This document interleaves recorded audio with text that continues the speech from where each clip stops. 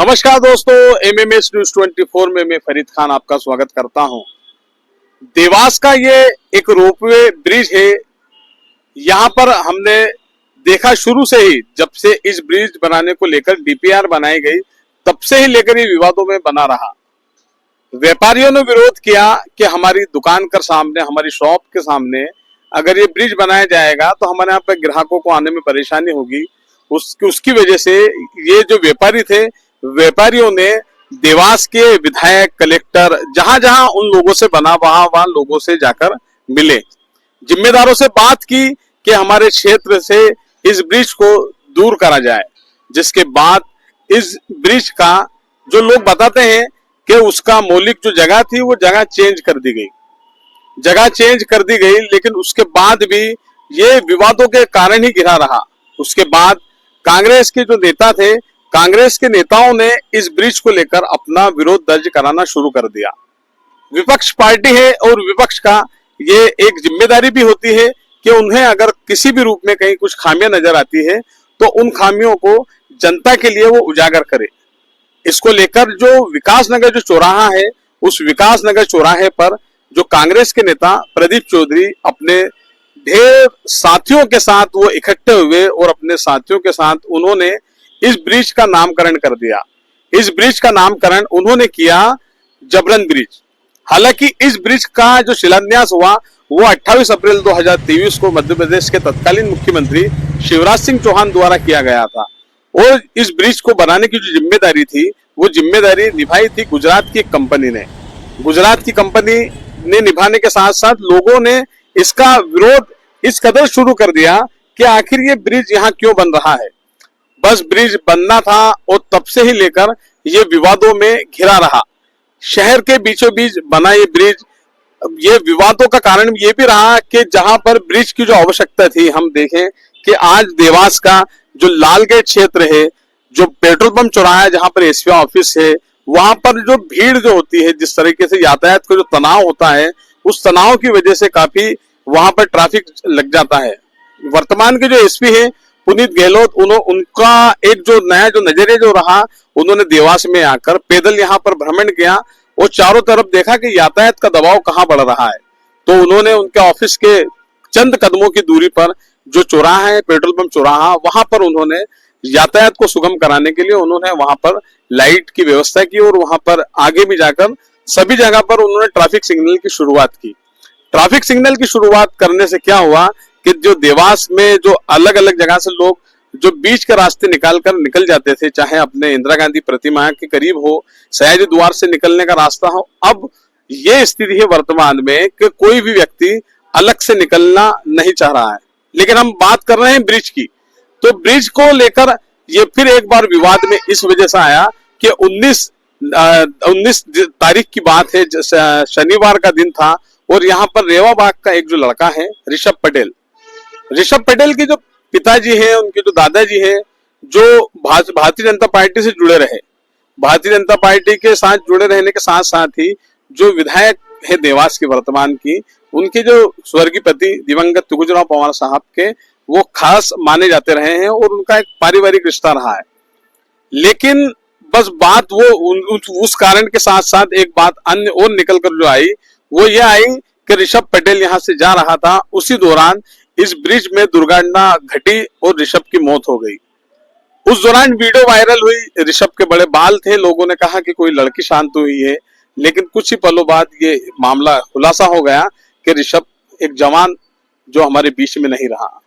उसके बाद ये सारी घटनाएं हुई, लोगों ने बात उठाई कि यहाँ पर डिवाइडर बनाए जाए, लेकिन पुलिस का कहना है, जिम्मेदार के जो अधिकारी हैं उनका सबका यही कहना है कि यहाँ पर पूर्व में भी डिवाइडर लगाए गए थे। डिवाइडर इस तरीके के थे कि कोई भी छोटा बच्चा उनको आकर हिला देता तो वो डिवाइडर खत्म हो जाते। वो हुआ भी यही कि यहाँ पर जो 2 व्हीलर 4 व्हीलर जो गाड़ियां गुजरती थी, क्योंकि यहाँ पर स्पेस जो है, हमारे जो साथी हैं मुर्तजा भाई, उनसे कहूंगा कि जो ब्रिज का जो चौड़ाई है, उस चौड़ाई की स्पेस भी दिखाएं कि कितनी कम चौड़ाई में ये ब्रिज बना है। हालांकि जो नियम है वो नियमों के अनुरूप इस ब्रिज को बनाया गया है, लेकिन जो बीच में जो डिवाइडर लगाने की जो बात आती है, तो ब्रिज में डिवाइडर किस तरीके से लगेंगे, इसको लेकर अभी मंथन जारी है। हालांकि जैसे ही अपने उसकी ऋषभ पटेल की मृत्यु हुई थी, उसके तत्काल बाद ही यहाँ पर नगर निगम के जो जिम्मेदार अधिकारी हैं, पीडब्ल्यूडी के जो जिम्मेदार अधिकारी हैं, सभी यहाँ पर पहुंचे। महापौर, सभापति, भाजपा के नेता, कांग्रेस के नेता, सभी ने कहीं ना कहीं अपनी जिम्मेदारियां निभाई। उसके साथ ही भारतीय जनता पार्टी के कुछ जो लोग हैं यहाँ पर, भारतीय जनता पार्टी के और अन्य जो सामाजिक संगठन के लोग हैं, उन्होंने इस ब्रिज पर लगातार हो रही दुर्घटनाओं से मौत के कारण जिन लोगों की मृत्यु हुई, उनकी आत्म शांति के लिए उन्होंने यहाँ पर सुंदरकांड भी किया था।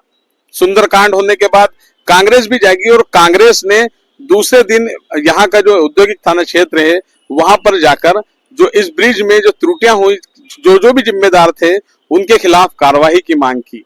और यहाँ पर ये ब्रिज जो बनाया गया लोगों की यातायात की सुविधा के लिए, लेकिन इसे बंद कर देना यह कहां तक उचित है।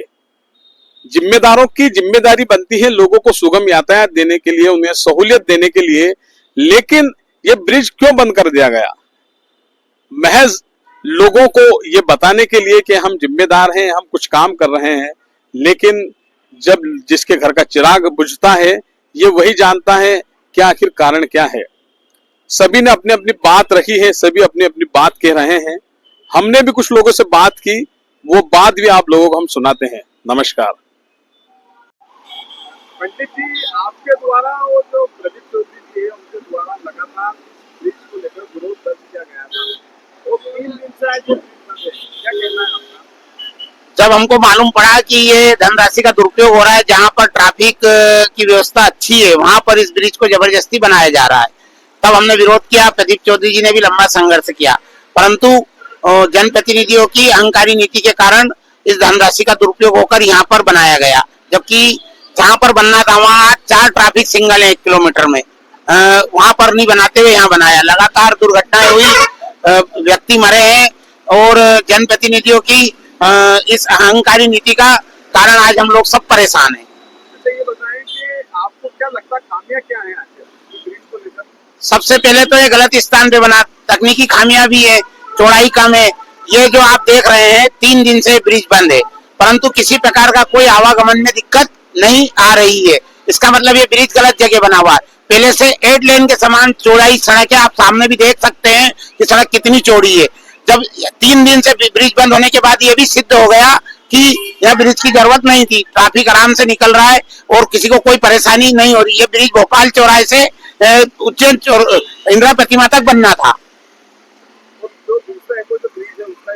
वो ब्रिज भी मीना बाजार भोपाल चौराहे तक उसकी लंबाई थी, परंतु अपने अपने प्रतिष्ठान बताने के लिए जनप्रतिनिधियों ने उसको भी एशिया की सबसे बड़ी फिसल पट्टी हमने नाम दिया था। ये जबरन ब्रिज है, यहाँ आवश्यकता नहीं थी। उस ब्रिज की भी जांच होना चाहिए। आर्थिक अपराध शाखा में जिन भी लोगों के कहने पर डिजाइन परिवर्तित की गई है और स्थान परिवर्तन किया गया है, उन पर कड़ी कार्रवाई हो। जो परिवार के लोग हादसे में मारे गए, उनके प्रति सहानुभूति पूर्वक शासन प्रशासन विचार कर उनको यथास्थिति यथाशक्ति सहायता दी जाए, ये हमारी मांग है। और जिनके आदेश पर ये ब्रिज परिवर्तित किया है, उन लोगों के नाम सामने आए कि धनराशि का दुरुपयोग क्यों किया गया।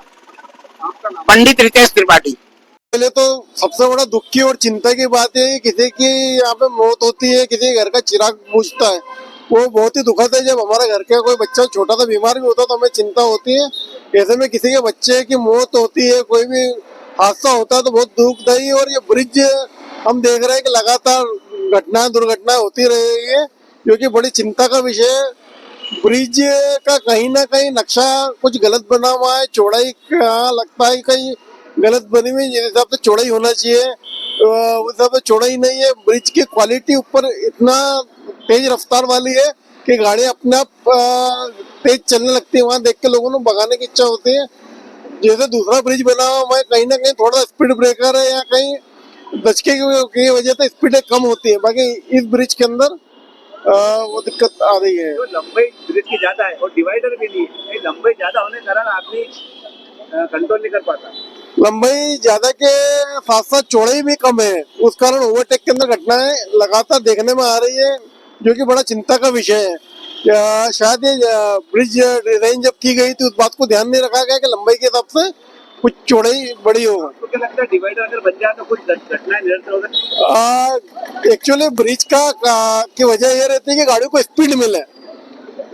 ब्रिज बनाने की मुख्य वजह ये रहती है कि शहर का यातायात तेज हो। जब हम उसमें डिवाइडर बनाएंगे या स्पीड कम करेंगे तो मुझे लगता है घटनाएं तो कम हो जाएगी, बाकी ब्रिज का कोई औचित्य नहीं दिख रहा उसमें। आपका नाम बता दीजिए। सिद्धार्थ मोदी।